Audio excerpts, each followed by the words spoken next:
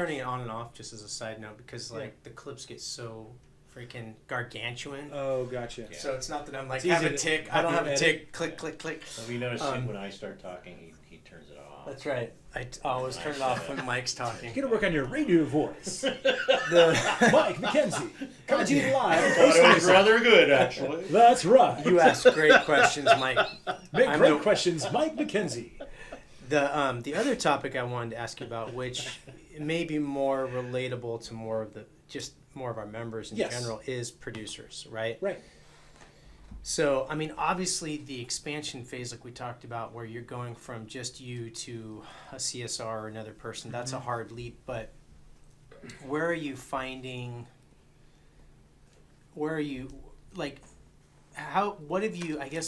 what are some of the mistakes you've made in hiring producers? Yep. And what are some of the successes, I guess, if you were going to say, for like the one-man shop who might eventually be looking for, hey, I need to grow, I need to find somebody. Well, or I screwed up and I shouldn't have done that.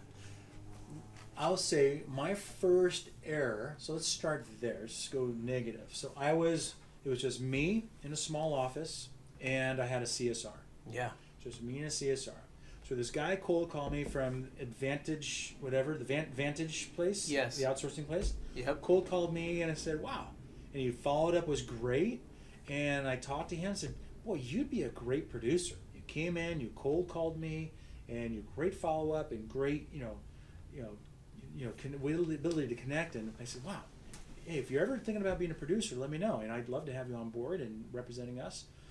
Fast forward 6-12 months later, I said, hey, I've been working at this one agency and I don't like it. I'm here in whatever city. I said, well, if I bring you on board, are you able to sell? He goes, yeah, but I'm looking for money. I need you to help me out, whatever it was. I can't remember how much it was. And that was, for me, a lot of money then. Yeah. A lot. And it's like, okay, I'm barely paying this guy $12 an hour. Yeah. And you want whatever it was, $1,000 a month? Yeah. Yeah. Yeah. Dude, that means I can't feed my family. Right. That's more than, that's basically what I'm paying for rent. Right. Yeah. So it goes, I'll produce, I can do this and that. So I said, tell you what, I will do every other week. I'll pay you whatever it's $500, $600. And I said, we're going to get together every week. I want to go over what you're working on. I want to see. And once a week, we're going to sit down. I want to see where you are, see what your tickler is. Because he promised me that, hey, I can do all sorts of things. Well, after the first couple of weeks, I'm like, this guy's not really selling. And then it got weird and drama and sideways. Yeah. And he brought me some weird policy for nothing. That became a nightmare. Story for another time. But anyway, the net was, I should. Mike gets hot. Sorry. That's right. I'm fine. Okay. The net is. The net is. I should have vetted him better, and made sure that he had the means of financially support him. Yeah. So if that same guy walked off the street today and walked through the front door and said, "Hey, I researched you guys and you guys have been around and I want to work with you and represent you in the carriers you represent." First of all, a lot of times we're like looking at him like, "Why are you here? Mm-hmm. What are you truly trying to find out?" We don't trust him from the get-go. Right. Like, what's your objective? Yeah, that's a bad feel, right? It's a bad vibe. We had one of those. We were interviewing for the CSR, and he had his resume on there, and I'm a commercial producer for this agency, like right across the street. And why are you here? Mm-hmm. We really asked him that. It's like, why are you? Oh, I'd like to sell for you guys. Like, why? If everything's going great across the street, yeah. Why are you here? What can we do that they can't do for you? It doesn't sound like you're unhappy. It doesn't sound like it's a financial issue. So we just got weird and just cut that guy loose. But going forward, it's really, I'm not here to just cut you $3,000 checks. Right. If we had the whole building and I have 50 people running around and you've got a book of business, then I could do that if I could afford it, which I could if I had that many people and that much going on. But I don't, and I'm not that guy. And some producers can do that. I certainly can't. Yeah. But I'm here to, it's the farmer's model. Yeah. You bring your talent, your drive, your ambition, and your sphere of influence. Yeah. Pardon my spittle. Yeah. And go sell. Yeah. Let me ask you a non-published question. The small, it's just starting off, and it's having the money to expand. Right. And did you have resources to allow yourself to go to the next step, from capital to, because you don't hire anybody. No. Back then, see, as a farmer's guy, you get, within 30 days, you get a third of your book. So the example I left is, but you still have to live. I gotta live. But a third of your book is it's a third of 1 year's salary in 1 month. You just have to budget that. Right. So, but for the normal Joe, it's difficult. Meaning, Right. if it was someone saying, I'm going to start my own agency, well, what's your living situation? Why? I pay X dollars in rent, and I make $5,000 a month from my job. So you want to leave that to be an agent? How much do you have in savings? $10,000. Yeah. Okay. You pencil it out. You're not going to survive. There's no overnight success in this business at all whatsoever. And the new agents, they're scared to death. And you should be. You should be running scared. And the one thing, getting back to the guy that came to my office and I said, hey, I'd like to hire you. And he goes, hand out. And that process was, I have no one to call on. And it was where my office was. The block right behind my office was a street that had auto shops on it. Maybe a dozen auto shops, different specialties, German, Japanese, this, blah, blah, blah. I said, really? I said, why don't you walk out of this office and spend an hour knocking on doors? Yeah. Well, what am I going to do? You're the sales guy. Go sell. Yeah. I'm not here to cure your lack of enthusiasm ills. Go knock on the door. You've got to be fearless, and you've got to be able to ask. And then when you have a great successful sale, you got to fearless ask for the referral. You got to be fearless and ask that referral for a referral. And it's what it boils down to. And it's very difficult. It's getting way out of your comfort zone, because if you don't ask those questions, if you don't ask for the business, if you don't ask for the referral, someone else will.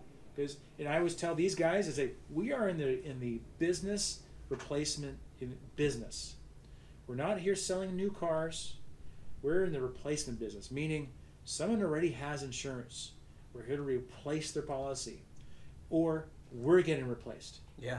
That's a good quote. So it's either one or the other. I'd rather be doing the replacing than being replaced. Which hits, I think, right on a very important point, which is everybody has insurance. Yeah. And the problem with just selling price is that you're not really selling price. You're not really selling coverage. You're selling you. Me. Yeah. You're selling your brand, your agency, the relationship, the value that you bring, the care that you bring, the client experience. Because you're exactly right. What is going to convince somebody? Sometimes price obviously matters all the time. Yeah. But at the end of the day, pretty much everybody's insured, unless they're a brand new home buyer, first time ever, or a brand new business owner, first time ever. Exactly. But the majority of the market is. I think that's a great way to sum it up. It is. I like that line. The other thing I was going to say You is can quote me on it. We can put that. We can put that on it. we're in the Replacement business business. replacement business. We can put that on that cover of the shot, when it goes out. But that's and you talk about the fear. Okay, there are different levels of fear. Whether if today was my first day, my fear is, what am I going to do to pay my rent, to pay for my groceries, and pay my mortgage? That's the biggest fear. Who can I call? And that's why I tell the new people, who can you call? Because when I was a brand new farmer's agent, 15 years ago, 16 years ago, it was all right, write down the names of 100 people that you know. And you just sell to your people you know. Fruit in your sphere of influence. Think about, who do you know that sells mortgages, that does real estate, that owns a business. Because you can sell to your family. What I learned in the networking marketing I've been doing is you want to sell through them. Right. So who do you know that has the ability you can sell through somebody? Yeah. And don't talk to any people who sell cars. That's a terrible place to get business. Yes. But someone that sells houses, someone that's a business banker, someone that a good line. is a business broker. It's not original. It's not mine. Don't quote me on that. Yeah. But who can you sell through? Through.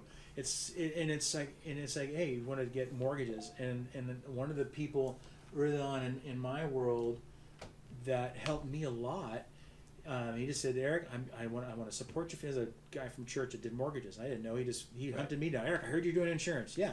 Okay. I'm going to help your family out. Great. I did a lot of business that way. Yeah. And it's really, if you can go in your sphere of influence and find the people that want to support you, want to help you build your business, support your family, you don't have to sell them a thing. You don't have to insure their moped, and they don't have to worry about if a claim goes sideways with their GEICO policy. You don't have to look, avoid eye contact with them because that's not your problem. Right. You might consult with them, say, hey, ask me any question you want on insurance. I'm here for you, but let's just keep it real, keep it professional. Yep. So that's what helped me early on in my business. And when I started this one, I had someone that, hey, every deal they got, they sent to me, Eric, can you do this? Can you do that? Can you do this? They're with Auto Club. They were here or there. Yeah. Because they believed in me, which was great. I mean, it's humbling when you think about it. Not to pat myself on the back. It's more them. Yeah. I'm blessed because of that. Yeah. And then finding more people like that can help me out. So anyway, that's really the greatest tip I can give to the newbies. It's write down the names of 100 people. What do they do? Can you sell, if they work in a small business, can you sell, quote their business insurance? Who is their colleague that runs insurance in that business? Well, the other thing too, like on top of that, a lot of people have LinkedIn connections. Yeah. And so the people that you're connected to, as long as they're legitimate connections, right? A lot of people just soak up connections. It means nothing. I never have gotten anything from LinkedIn. Well, you have to Eric's point, you have to ask for a warm introduction to somebody who you know is somebody you can sell through. That's my point, is using not only old-fashioned networking and who your people are, but also the people that are digitally connected to you as well, because the spider fingers go out pretty far. But again, that's a generation. I mean, that's something where younger people very comfortable with kind of digital, networking and things like that.